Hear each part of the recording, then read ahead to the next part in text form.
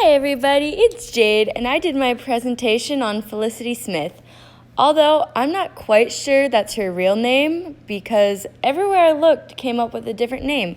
But Felicity is a potter based in New Zealand, which is awesome. And I'll show you a little bit more about her. What drew me into Felicity's art was a bunch of different aspects, but I loved the colorness that she added into it. None of her pieces are the same.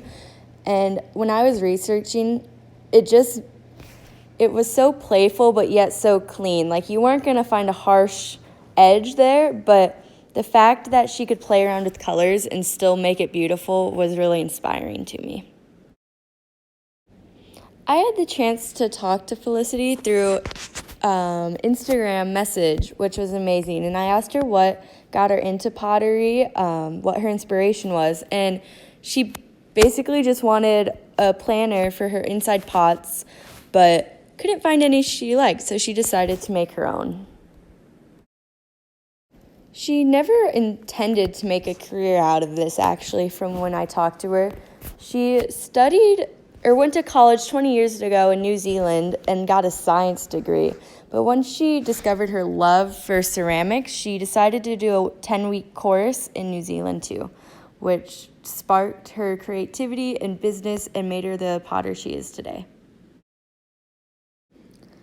Felicity doesn't do anything with the wheel. She doesn't even have one in her studio. She does everything by hand, which is so inspiring because I myself loved hand building rather than the wheel. She also used colored clay inlay, which I didn't even know was a thing. I always thought you had to mix in the speedball paint. So I think that's what gives her art another extra oomph because it's so colorful and beautiful. So this is her studio.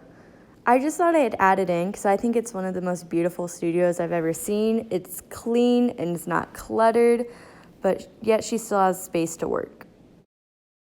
I asked her what her favorite thing she's ever made was, and she said it was a collab with a clothing line.